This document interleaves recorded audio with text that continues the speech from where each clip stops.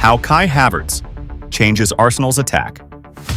Arsenal's performance yesterday came with one big storyline: the return of Kai Havertz. After 358 days without a competitive start, Havertz was finally back in the starting 11. And from the very first minutes, you could feel it. Something was different about Arsenal's attack. But before we break it all down, friends, if you love Arsenal content like this, make sure you subscribe and follow for weekly analysis. And get involved in the comments right now. Who should start the next game? Havertz, Jesus, or Gyökeres? Drop your answer in your comment section because this debate is just getting started. From the opening whistle, Havertz brought energy, movement, and intelligence between the lines. Arsenal have struggled recently with chance creation. Too often, the attack has looked slow, predictable, and easy to defend. But with Havertz back in the team, everything felt more fluid, more connected, more dangerous. The impact came almost instantly. Inside 2 minutes, Havertz showed exactly what he brings. He received the ball, stayed calm under pressure, and played the perfect pass for Viktor Gyökeres to score. No panic, no rush, just pure quality. That's the kind of decision-making Arsenal have been missing. Even after Kai Havertz equalized from the penalty spot, Arsenal stayed composed, and then Havertz made his return unforgettable. Cutting inside onto his left foot, he smashed a spectacular finish into the top of the net. Calm, confident, clinical. That goal wasn't just about technique, it was a statement. Kai Havertz is back, and he wasn't done. His movement continued to stretch the defense, and once again he played a key role as Arsenal made it 3 before halftime. Finding space in the box, Havertz delivered the cross that led to Gabriel Martinelli finishing on the goal line. What really stood out was Havertz's link-up with Gyökeres. Gyökeres has been starting games, but hasn't always been at his best.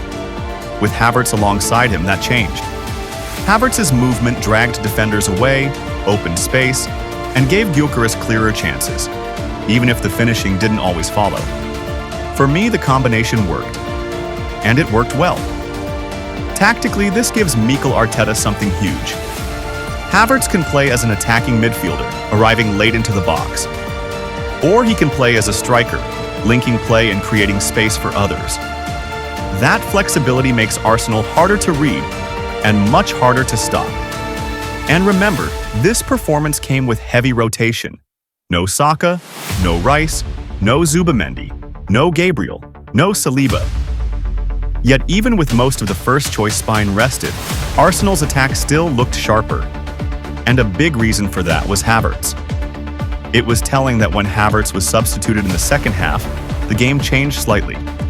Arsenal lost some of that control and fluidity between the lines. That alone shows how important his role had been.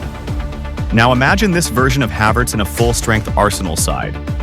Saka stretching the right flank, Rice driving forward, Zubimendi controlling the tempo, and Havertz linking it all together. Yesterday showed that Arsenal can bounce back, control games, and win when it matters. The win was deserved, but more importantly, it needs to be built on. So if you think Havertz was key to yesterday's performance, comment Havertz below, because there's a bigger question Arsenal fans need to talk about. For weeks now, Arsenal's biggest problem hasn't been effort. It's been low blocks, teams sitting deep, back fives, 10 men behind the ball, and too often, Arsenal have run out of ideas. But this is where Kai Havertz could change everything. Against low blocks, movement is more important than speed. Timing is more important than power. And Havertz gives Arsenal exactly that. He drifts between the lines, arrives late into the box, and forces defenders to make decisions. Instead of waiting for space, he creates it. When defenders follow him, gaps open.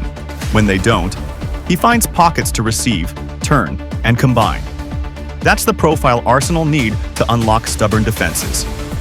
So here's the real debate. Can Kai Havertz be the solution to Arsenal's low block problem? Does his movement and intelligence give Arteta the key to breaking down those back fives?